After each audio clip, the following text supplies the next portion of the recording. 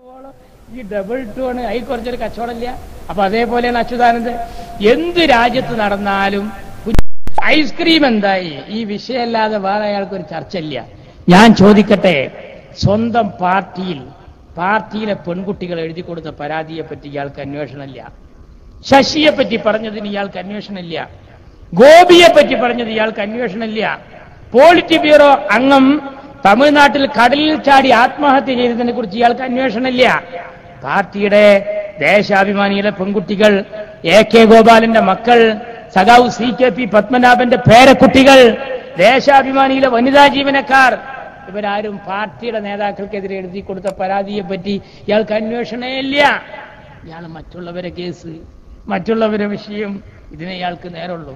ഞങ്ങൾ കണ്ട കുറഞ്ഞ ദിവസം കൊണ്ട് അത്ഭുതം സൃഷ്ടിച്ചു. കുറഞ്ഞ ദിവസം കൊണ്ട് അത്ഭുതം സൃഷ്ടിച്ചത് കേരളത്തിൽ. ഇങ്ങനൊരു ഭരണം നിങ്ങൾ വെറുതെ എങ്ങനെ ഓരോന്ന് പ്രഖ്യാപിക്കാന്നല്ലാതെ എന്തെങ്കിലും കൊടുത്തിരുന്നോ? 2 രൂപയുടെ അരി എന്ന് നിങ്ങൾ പറഞ്ഞപ്പോ ഞങ്ങൾ 1 രൂപയുടെ അരി എന്നാ പറഞ്ഞത്. ഞങ്ങൾ 1 രൂപ എന്നാക്കിയത് എന്താ? അതിന്റെ താഴെ പിന്നെ ഉറുപ്പിയല്ലായിട്ടാ, അല്ലെങ്കിൽ ഇനിയും താത്തു. ഞങ്ങൾ 1 രൂപയുടെ അരി എന്ന് പറയല്ല, കൊടുത്തു. നിങ്ങൾ മാലിന്യങ്ങൾക്ക് ക്ഷേമനിധി എന്ന് പറഞ്ഞു കൊടുത്തില്ല. ന്യൂനപക്ഷങ്ങൾക്ക് സ്കോളർഷിപ്പ് എന്ന് പറഞ്ഞ് കൊടുത്തില്ല. മൈത്രി ഭവന പദ്ധതി എഴുതിത്തള്ളുന്ന് പറഞ്ഞ് എഴുതിത്തള്ളിയില്ല. വെറുതെ എങ്ങനെ പറയാൻ. നമ്മൾ ഈ ലീക്കി വീരാന്റെ കത്ത് പോലെയാണ്. ലീക്കി വീരാൻ എന്ന് പറഞ്ഞൊരു കഥാപാത്രം ഉണ്ടല്ലോ, അയാള് ഒരു കത്ത് വായിക്കുന്നുണ്ട് ഗൾഫിൽ നിന്ന് വന്നിട്ട്. ഞാൻ ഗൾഫിൽ നിന്ന് 10,000 രൂപ അയക്കുന്നുണ്ട്, ഇത് കിട്ടിയാൽ അമ്മോശന് 10,000, അമ്മായിയമ്മക്ക് 5,000, എളാമ്മക്ക് 500 എന്നിങ്ങനെ കൊടുക്കണം എന്ന ആഗ്രഹമുണ്ട്. പണിയില്ല, കയ്യിൽ പൈസ ഇല്ല എന്നറിയാം. അതാണ് ഇവരിങ്ങനെ ഈ പറയാ എന്നല്ലാതെ എന്തെങ്കിലും ന്യൂനപക്ഷത്തിന് കൊടുത്തിട്ടുണ്ടോ? മാർക്സിസ്റ്റ് പാർട്ടിക്ക്, കമ്മ്യൂണിസ്റ്റ് പാർട്ടിക്ക് ന്യൂനപക്ഷ സമുദായത്തെ സഹായിക്കാൻ സാധിക്കുമായിരുന്നുവെങ്കിൽ അവർക്ക് കഴിഞ്ഞിരുന്ന മണ്ണേതാ? ബംഗാൾ. ആ ബംഗാളിൽ എന്താ നൽകിയത്? LP സ്കൂളില്ലാത്ത പഞ്ചായത്തോ, ടാറിടാത്ത റോഡോ, കറണ്ട് കാലില്ലാത്ത പ്രദേശോ ഒന്നും നൽകിയില്ല. ആ ബംഗാളിൽ ഒരു സ്ഥാപനം പോലും ഉണ്ടാക്കിയില്ലെന്ന് മാത്രമല്ല, മമതാ ബാനർജി ഇപ്പോൾ അധികാരത്തിൽ വന്നപ്പോഴാണ് 10,500 മദ്രസകൾക്ക് അംഗീകാരം കൊടുത്തത്.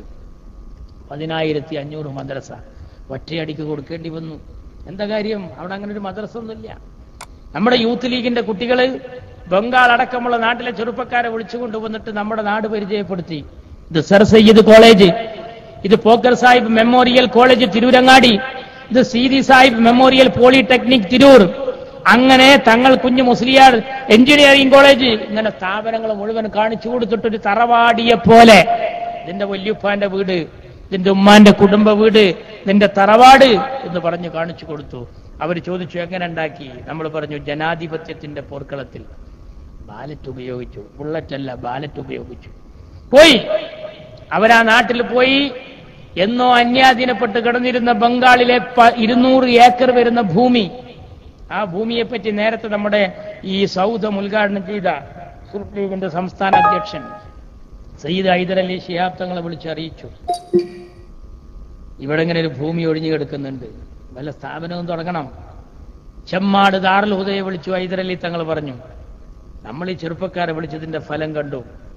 ചെമ്മാട് ദാറുൽ ഹുദക്ക് ഈ സ്ഥലം വിട്ടുകൊടുക്കാൻ ബംഗാളിലെ ആ ട്രസ്റ്റ് തയ്യാറായി. അൽഹംദുലില്ലാഹ്, ചെമ്മാട് ദാറുൽ ഹുദയുടെ ഒരു സെന്റർ പശ്ചിമ ബംഗാളിൽ ഇപ്പോൾ തറക്കല്ലിട്ട് കഴിഞ്ഞു. അതിന്റെ തറക്കല്ലിടൽ കർമ്മം നിർവഹിച്ചത് പാണക്കാട് സയ്യിദ് ഹൈദർ അലി ശിഹാബ് തങ്ങളായിരുന്നു എന്ന വസ്തുത നമ്മൾ മനസ്സിലാക്കണം. അതിനാൽ ലീഗ്, നിങ്ങൾ ആലോചിക്കണം, നിങ്ങൾ എന്താ ചെയ്തത്? ഇത്രയും കാലം അവിടെ ഭരിച്ചൊരു മദ്രസ പോലും നൽകിയില്ല. ആ ബംഗാളിൽ ഈ സെന്റർ, ദാറുൽ ഹുദയുടെ സെന്റർ ഉണ്ടാക്കുന്ന സ്ഥലത്ത് ഹുദവികളായ ദാറുൽ ഹുദയിലെ മക്കള് അവിടെ ഉണ്ട്. ആ കുട്ടികള് ദാറുൽ ഹുദയുടെ ആ മക്കൾ ആ ബിൽഡിംഗ് നിർമ്മാണ സ്ഥലത്ത് നിന്ന് ഞങ്ങളൊക്കെ വിളിക്കാറുണ്ട്. അവർ പറഞ്ഞു അവിടെ 100 രൂപയാണ് ഇപ്പോൾ 100 രൂപ. നിങ്ങൾ ആലോചിക്കണം, ബംഗാളിലെ സുഖം എത്രയാണ് എന്ന് നോക്കണമെങ്കിൽ നമ്മുടെ ഫാസ്റ്റ് ഫുഡ് കടയിൽ നോക്കിയാൽ മതി. ഷവർമ, കുബൂസ് ഉണ്ടാക്കുന്ന ആളുകളാരാ? ബംഗാളിലെ ചെറുപ്പക്കാരനാണ്. എവിടെ എത്തി ബംഗാളിലെ ചെറുപ്പക്കാരൻ? ഷവർമ, കുബൂസ് ഉണ്ടാക്കുന്ന കടയിൽ മാത്രമല്ല, കിണർ നിർമ്മാണം നടക്കുന്ന സ്ഥലത്ത് അവരെ കാണാം, ബിൽഡിംഗ് നിർമ്മാണം നടക്കുന്ന സ്ഥലത്ത് അവരെ കാണാം. ചങ്ങരംകുളത്തേക്ക് പോകുന്ന സ്ഥലത്ത് നരണിപ്പുഴ പാടമുണ്ട്. ആ വയലിൽ ഈയിടക്കടുത്ത് ഞാറ് നടന്ന കുറച്ച് ചെറുപ്പക്കാരെ ഫോട്ടോ ഞാൻ കണ്ടു. മാതൃഭൂമി പത്രം എഴുതി ഇവർ ബംഗാളിലെ ചെറുപ്പക്കാരാണ്. ബംഗാളിലെ ചെറുപ്പക്കാരൻ വന്ന് ഇവിടെ ഞാറ് നട്ട് ജീവിക്കുകയാണ്. എന്റെ അവിടെ നിന്ന് ഇങ്ങോട്ട് പോരാൻ സ്വകത്തിന്റെ ഊക്കൊണ്ട് പോകുന്നതല്ലേ? എന്താ ഇപ്പൊ നമ്മുടെ നാട് എന്ന് പറഞ്ഞാൽ അവർക്ക് അബുദാബി ദുബായ് എന്നൊക്കെ പറയുന്ന പോലെ നമ്മൾ അബൂഖരാജിയൊക്കെയാണ് ഓരോ വലിയ സ്പോൺസർ. ആരെ? ഈ ബംഗാളികളെ. ആ ബംഗാളികളെ പേരൊക്കെ കേട്ടിട്ടുണ്ടോ? ബംഗാളികളെ പേരൊക്കെ കേട്ടാൽ നെട്ടിപ്പോവും. ഞാൻ അടുത്തൊരാളോട് ചോദിച്ചു, പറഞ്ഞു മുഹമ്മദ് അഹമ്മദ് ആലം ദസ്തഗീർ ഖാൻ. അവന്റെ പേരാ പറഞ്ഞത്. അവന്റെ പേരയിലുള്ളവരെ മുഴുവൻ പേരല്ല, അത് അവന്റെ മാത്രം പേരാ. പേര് ചോദിച്ചിട്ട് ഞാൻ പള്ളിയിൽ നിന്ന് ഇറങ്ങുമ്പോ അകത്തെ പള്ളിയും കഴിഞ്ഞ് ഹൗദും കരയും കഴിഞ്ഞ് ചെരുപ്പിടൽ തുടങ്ങിയിരിക്കുന്നു. പിന്നേക്ക് തിരിഞ്ഞു നോക്കുമ്പോഴും പേര് കഴിഞ്ഞിട്ടില്ല. 1 കിലോമീറ്റർ ആ പേര്. ഈ നരണിപ്പുഴ പാടത്ത് ഞാറ് നടുന്ന ബംഗാൾ ചെറുപ്പക്കാരന്റെ പേര് മാതൃഭൂമി എഴുതി ഇസ്ലാം ഖാൻ. ഇസ്ലാം ഖാൻ എന്നാ അവന്റെ പേര്. നോക്കണം, ആ പേരുള്ള ആളൊക്കെ നമ്മളെ നാട്ടില് മെഹ്റാബിൽ എത്തിക്കാതിരിക്കുകയാണ്. പക്ഷെ ഇയാൾ എവിടെ ഇരിക്കുന്നു? പാടത്ത് വരമ്പത്താ വന്നിരിക്കുന്നു. അപ്പൊ എന്താ അതിന്റെ അർത്ഥം? ബംഗാളിൽ ഇവരൊന്നും നൽകിയില്ല. അവിടെയുള്ള ഈ സ്ഥാപനത്തിന് 100 രൂപയാണ് ഒരു ദിവസത്തെ കൂലി. എന്നിട്ട് ഈ സ്ത്രീകളായ ചെറുപ്പക്കാർ പറഞ്ഞു നിസ്കരിക്കണം. നിസ്കരിക്കണമെന്ന് പറഞ്ഞപ്പോ ഇവര് പറഞ്ഞു സമയമായിട്ടില്ല. എന്നാ വിചാരിച്ചു അസറിന്റെ നേരത്തെ നിസ്കരിക്കുന്നു. വലിയ സമയമായിട്ടില്ല എന്ന് പറഞ്ഞു. അപ്പൊ എന്താ ഇവര് വലിയ പെരുന്നാളിനും ചെറിയ പെരുന്നാളിനും മാത്രമേ നിസ്കരിക്കാറുള്ളൂ. അപ്പൊ അവർ മാസം കാണണം, അപ്പോഴേ സമയമാവുള്ളൂ. അപ്പൊ ഈ ഹുദവികളായ ചെറുപ്പക്കാർ പറഞ്ഞു ഞങ്ങൾ മുസല്ല ഇട്ടിരിക്കുന്നു, നിങ്ങൾ നിസ്കരിക്കാം പിന്നിൽ തന്നെ. പിന്നീട് അവര് മുസല്ല എടുത്തിട്ട് നേരെ മുന്നിൽ പോയി. അപ്പൊ ഹുദവി മുസല്ല എടുത്തിട്ട് മുന്നിൽ പോയപ്പോ വരും പോയി.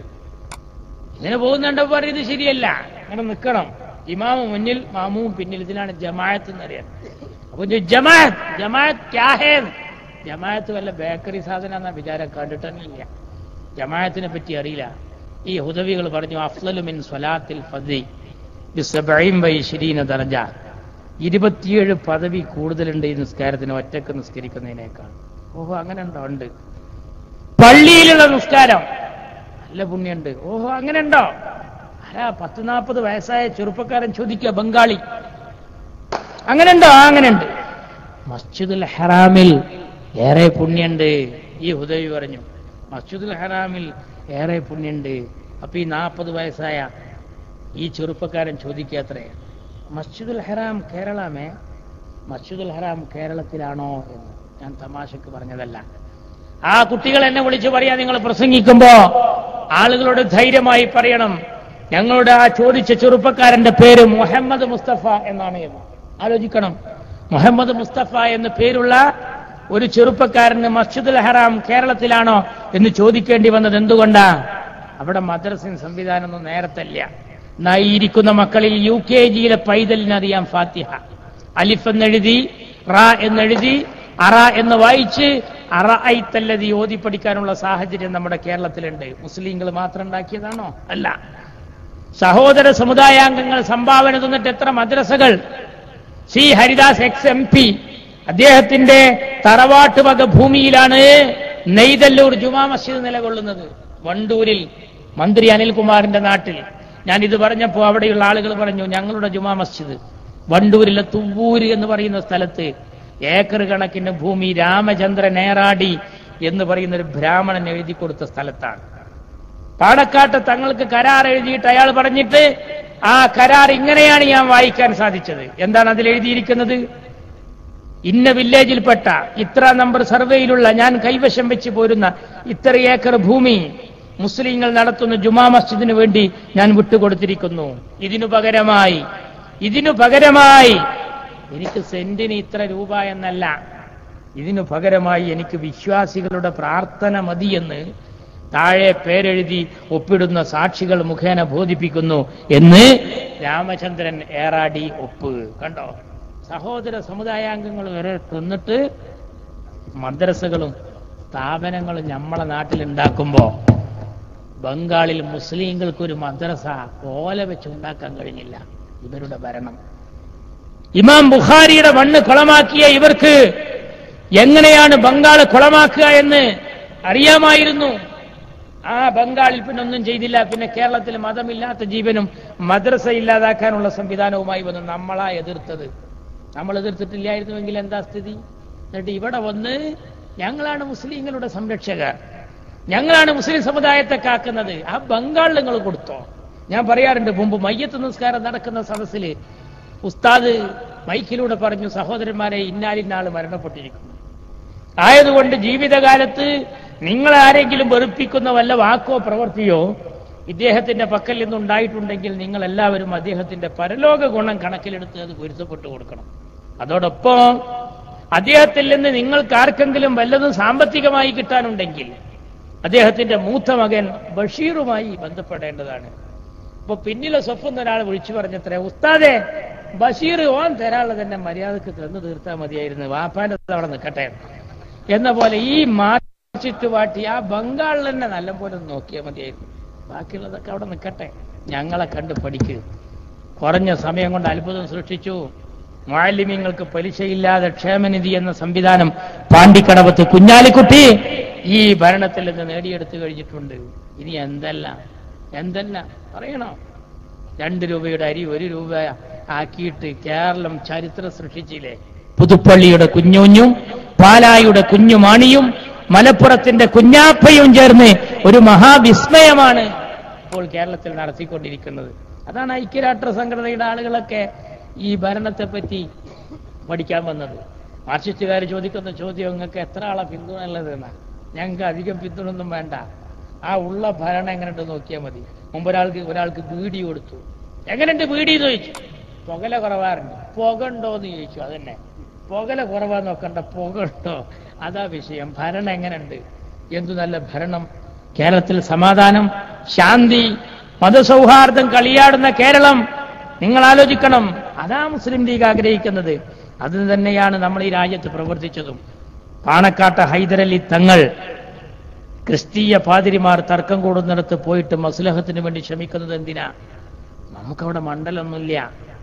മണ്ഡലത്തിലെ വോട്ടല്ല പ്രധാനം, മനുഷ്യർ തമ്മിലുള്ള ബന്ധ പ്രധാനം. അതാണ് എന്റെ മുത്തു ശിഹാബ് തങ്ങൾ പൂന്തുറ കലാപം നടക്കുന്ന സ്ഥലത്തേക്ക് പോയി വന്നപ്പോ അവിടെയുള്ള നേതാക്കൾ കുമ്മനം രാജശേഖരൻ അടക്കമുള്ളവർ പറഞ്ഞത്, മല പോലെ വന്നൊരു വിഷയം പാണക്കാട്ടെ തങ്ങൾ വന്നപ്പോൾ മഞ്ഞുപോലെ ഇല്ലാതായി എന്നാണ്. ഞങ്ങൾ പ്രശ്നത്തിന് തീ കൊളുത്തുന്നവരല്ല. എവിടെ കുഴപ്പമുണ്ടാകുന്നുവോ അവിടെ വന്ന് ഞങ്ങൾ ഫയർഫോഴ്സിന്റെ പണിയെ എടുക്കും. ഞങ്ങൾക്ക് ഉപദേശം തരാൻ ഒരുപാട് ആളുകളുണ്ട്. ജമാഅത്തെ ഇസ്ലാമി ഉണ്ട്, SDPI ഉണ്ട്, PDP ഉണ്ട്. ഞാൻ ചോദിക്കട്ടെ, ഞങ്ങളാ ഇവരെയൊക്കെ എതിർത്ത് തോൽപ്പിക്കുന്നത്? അബ്ദുൽ നാസർ മഅദനി കടന്നു വന്നൊരു കാലഘട്ടത്തെ കുറിച്ച് നിങ്ങൾ ഓർക്കുന്നുണ്ടോ? പാണക്കാട്ടെ തങ്ങള് ആത്മസംയമനത്തിന്റെ താരാട്ട് പാട്ട് പാടിയിട്ട് ഈ സമുദായത്തെ തൊട്ടിലിട്ട് ആട്ടുകയാണ്. ഞാൻ ഓർക്കുകയാണ്, അബ്ദുൽ നാസർ മഅദനിയെ ഇന്നുവരെ ഒരു പൂഴി ഒരു മുസ്ലിം ലീഗുകാരനും അദ്ദേഹത്തിന്റെ മേലിലേക്ക് എറിഞ്ഞിട്ടില്ല എന്ന കാര്യത്തിൽ മുസ്ലിം ലീഗുകാരനായ ഒരു എളിയ ഖാദിം എന്ന നിലയിൽ ഞങ്ങൾക്കൊക്കെ സന്തോഷമുണ്ട്. എന്നാൽ നിങ്ങൾക്ക് അങ്ങനെ പറയാൻ സാധിക്കുമോ? ISSന്റെ കൂലിപ്പട്ടാളം ലജ്നത്തുൽ മുഹമ്മദിയയുടെ നേതൃത്വത്തിൽ ആലപ്പുഴയിൽ സംഘടിപ്പിച്ച നബിദിന പരിപാടിയിൽ ഒന്നുകൊണ്ടാണ് കുഞ്ഞാലിക്കുട്ടി സാഹിബിനെ എറിയൽ ആരംഭിച്ചത്. ആ ഏറ് തടുക്കാൻ വന്നവരിൽ എന്റെ ഒരു സുഹൃത്തുണ്ടായിരുന്നു, BA റസാഖ്. എന്റെ സുഹൃത്ത് റഷീദിനറിയാം. BA റസാഖ് ആലപ്പുഴയിലെ ജില്ലാ മുസ്ലിം ലീഗിന്റെ പ്രസിഡന്റ്. അദ്ദേഹം ഈയിടക്കടുത്ത് മരണപ്പെട്ടു. അള്ളാഹു അദ്ദേഹത്തിന്റെ പരലോകം നന്നാക്കി കൊടുക്കട്ടെ. കസേര എടുത്തുകൊണ്ട് ഏറ് തടുത്തിട്ട് ഇപ്പോഴും അദ്ദേഹത്തിന്റെ മരിക്കുന്നത് വരെ അദ്ദേഹത്തിന്റെ മുഖത്ത് നിന്ന് മായാത്ത കലകളുണ്ടായിരുന്നു. കുഞ്ഞാലിക്കുട്ടി സാഹിബിനെ മന്ത്രിയായിരുന്നപ്പോൾ നബിദിന പരിപാടിക്ക് വന്നപ്പോൾ ISSന്റെ പ്രവർത്തകന്മാർ ആക്രമിച്ചപ്പോഴുണ്ടായതാണ്. ഞങ്ങൾ അങ്ങനെ ചെയ്തില്ലല്ലോ. പാണക്കാട്ടെ വീട് നിൽക്കുന്ന മലപ്പുറത്തിന്റെ കോട്ടക്കൽ ചങ്കുവട്ടിയിൽ വന്ന് ബാബരി മസ്ജിദ് പൊളിഞ്ഞ ദിവസം പാണക്കാട് ശിഹാബ് തങ്ങളോട് തിരിച്ചു പോകാൻ ISSന്റെ പ്രവർത്തകർ പറഞ്ഞപ്പോഴും തിരിച്ചുപോയ തങ്ങളുടെ പാർട്ടിയാണ് ഈ മുസ്ലിം ലീഗ്. ഞാൻ കാരണമായി മുജീബേ, ഡ്രൈവറോട് എന്റെ പൊന്നു തങ്ങൾ പറയാ, മുജീബേ, ഞാൻ കാരണമായി ഈ രാജ്യത്ത് ഒരാളുടെയും രക്തം ചിന്താൻ പാടില്ല, വണ്ടി തിരിക്ക്. എന്താണ് തങ്ങൾക്ക് അവിടെ കുറവ്? പ്രത്യേകിച്ച് മലപ്പുറത്ത് കോട്ടക്കലിൽ പാണക്കാട്ടെ തങ്ങൾ അവിടെ നിന്ന് മുജീബിനോട് എനിക്ക് പോകണം. എങ്ങണ്ടാ പോകുന്നത്? തിരൂരിലെ മുസ്ലിം ലീഗിന്റെ നേതാവ് CK കുഞ്ഞുഹാജിയുടെ ജനാസ നിസ്കാരത്തിന് ഇമാമ് നിൽക്കാൻ പോകുക, ബാബരി മസ്ജിദ് പൊളിഞ്ഞ ഹർത്താലിന്റെ അന്ന്. ആ തങ്ങളെ തിരിച്ചു പോകാൻ വേണ്ടി പറഞ്ഞാൽ ആ മുജീബ് അവിടെ നിന്ന് ഇറങ്ങിയിട്ട് 1 രൂപ നാണയം എടുത്തിട്ട് കോയിൻ ബൂത്തിൽ കയറിയിട്ട് കോട്ടക്കൽ അങ്ങാടിയിലേക്ക് ഒരു ലോക്കൽ കോൾ ചെയ്താൽ ഒരു ആപ്പേ വണ്ടിയിൽ 4 യൂത്ത് ലീഗ് വന്നാൽ തീരാവുന്ന പ്രശ്നമാണ്. 4 യൂത്ത് ലീഗ് വന്നാൽ. പക്ഷേ ഞങ്ങൾ ആ വഴിക്ക് ചിന്തിച്ചില്ല. എന്താ കാര്യം? ഈ നാട് പ്രധാനാണ്, നാടിന്റെ സമാധാനം പ്രധാനാണ്. ഞാൻ പറയട്ടെ, ഏത് കളിയും കളിക്കായി ഗ്രൗണ്ട് കുത്തിപ്പൊളിക്കരുത്. അതാ ഞങ്ങൾക്ക് പറയാനുള്ളത് എല്ലാവരോടും. ജമാഅത്തെ ഇസ്ലാമിക്ക് മുസ്ലിം ലീഗിനെ എതിർക്കാൻ ഇമെയിൽ എടുത്തിടാം, മാറാടെടുത്തിടാം. അവർക്കെന്താ? ഈ നാട് കുളമായാൽ അവർക്കൊന്നും ഈ നാട് ഇങ്ങനെ എത്തിച്ചതിൽ ലീഗിനോളം പങ്കില്ല. മേപ്പുരയില്ലാത്തവർക്ക് എന്ത് തീപ്പേടിയാ? അവർക്കെന്തും ചെയ്യാം, എന്തും പറയാം. പല ആളുകളും പല ആളുകളെയും കൊണ്ടുവരികയാണ്. ജമാഅത്തെ ഇസ്ലാമി ആദ്യം വോട്ട് ഹറാമാന്ന് പറഞ്ഞു, പിന്നെ വോട്ട് ഇഷ്ടമുള്ളവർക്ക് ചെയ്യാൻ, മൂല്യം നോക്കാൻ നല്ല മനുഷ്യന്മാരെ നോക്കൽ തുടങ്ങി. അങ്ങനെ നോക്കി നോക്കി നോക്കി അവസാനം കഴിഞ്ഞ പാർലമെന്റ് തെരഞ്ഞെടുപ്പിലാണ് ടി മുഹമ്മദ് ബഷീറിന് പിന്തുണ, അഹമ്മദിന് പിന്തുണ ഇല്ല. അപ്പൊ ഞങ്ങൾ ചോദിച്ചു, രണ്ടും ലീഗല്ലേ? രണ്ടും ലീഗാണ്, പിന്നെ എന്താ മാനദണ്ഡം? ഫലസ്തീൻ വിഷയത്തിൽ അഹമ്മദ് മോശ, ആകെ ഫലസ്തീനിൽ പോയ ഒരാൾ അഹമ്മദാണ്. ഫലസ്തീൻ ജനതയ്ക്ക് ഇഷ്ടപ്പെട്ട ഒരാൾ അഹമ്മദാണ്. ആ അഹമ്മദിനെ തോൽപ്പിക്കുക, ടിയെ ജയിപ്പിക്കുക. അപ്പൊ നമുക്ക് മനസ്സിലായി എന്താ സംഭവം. ടി മത്സരിക്കുന്ന പൊന്നാനിയിൽ ജയസാധ്യത ഉണ്ട്. അവിടെ അഹമ്മദ് തോൽക്കാനാ സാധ്യത. അവിടെ ടി ക്യാംസ് ജയിക്കുന്ന ഇവരുടെ ഒപ്പ്. അപ്പൊ ജയിക്കുന്നവനെ നോക്കി പിന്തുണ. അതും കഴിഞ്ഞത് ആ കഴിഞ്ഞ പഞ്ചായത്ത് തെരഞ്ഞെടുപ്പ് വന്നപ്പോ പിണറായിയും ലീഗും ഒരേ നിലപാട് സ്വീകരിച്ചു നിന്നപ്പോ സ്വന്തമായ ഒരു കരുത്തുണ്ടാക്കാൻ വേണ്ടി അവർ നിന്നു. ആദ്യം ജമാഅത്തെന്നും പിന്നീട് സോളിഡാരിറ്റി എന്നും പിന്നീട് അത് കഴിഞ്ഞിട്ട് ജനകീയ വികസന മുന്നണി എന്ന് പേരിട്ട് പുതിയ രാഷ്ട്രീയ പാർട്ടി ഉണ്ടാക്കി. കഴിഞ്ഞ പഞ്ചായത്ത് തെരഞ്ഞെടുപ്പിൽ ഒരു പുതിയ മുദ്രാവാക്യവുമായി വന്നു. എന്താ മുദ്രാവാക്യം? മാറ്റത്തിന് ഒരു വോട്ട്. പഞ്ചായത്ത് തെരഞ്ഞെടുപ്പിൽ മത്സരിച്ചപ്പോ ബൂത്തിൽ വോട്ടെണ്ണിയപ്പോ ഈ സാധുക്കൾക്ക് കിട്ടിയത് ഒരു വോട്ട് തന്നെ, ഒറ്റ വോട്ട്. സ്വന്തം ഭാര്യയുടെ വോട്ട് വരെ കിട്ടിയില്ല. ഭാര്യനോട് ചോദിച്ചു, ഇത് എന്താ വോട്ട് ചെയ്യാൻ? ഭാര്യ പറഞ്ഞു, നമ്മളെ മുറാദ് മാറ്റത്തിന് ഒരു വോട്ടല്ലേ, ഞാനും കൂടി ചെയ്തിട്ട് അത് രണ്ടെണ്ണാകണ്ടല്ലോ എന്ന് ചോദിച്ചാൽ ആ ഒറ്റ വോട്ടുമ്പോ തൃപ്തിപ്പെട്ടു. യഥാർത്ഥത്തിൽ അത് നാറ്റത്തിനൊരു വോട്ടായി മാറി. ആ സാധുക്കള് പല പേരിട്ട് വന്നു. ആ പേരിട്ടതുപോലെ തന്നെ ഇപ്പോഴത്തെ SDPI പോപ്പുലർ ഫ്രണ്ട് എന്നും പല പേരും സ്വീകരിച്ചുകൊണ്ട് ഇതുപോലെ തന്നെ ഇവർക്കൊപ്പം കൂടി തെരഞ്ഞെടുപ്പിൽ മത്സരിച്ചു. എന്തുണ്ടായി? അവർക്കും കിട്ടിയ സ്ഥിതി ഇതാണ്. വോട്ടെണ്ണി നോക്കുമ്പോ ആ സാധുവിന് 5 വോട്ട്, ഈ സാധുവിന് 1 വോട്ട്. അവിടെ നിങ്ങൾ ആലോചിച്ച് നോക്കൂ. അപ്പൊ അവർക്കൊക്കെ എന്താ? അവര് പേരുമാറ്റി ഇങ്ങനെ ഇടുകയാണ്. ജനങ്ങൾ പറഞ്ഞു, പേരുമാറ്റമല്ല പ്രധാനം, പെരുമാറ്റമാണ് പ്രധാനം. അത് ലീഗിന്റെ പെരുമാറ്റമാണ് ജനങ്ങൾക്ക് നല്ലത് എന്ന് ബോധ്യപ്പെട്ടു. ഞങ്ങളങ്ങനെ ജയിച്ചു കയറി. ഇപ്പൊ അതൊക്കെ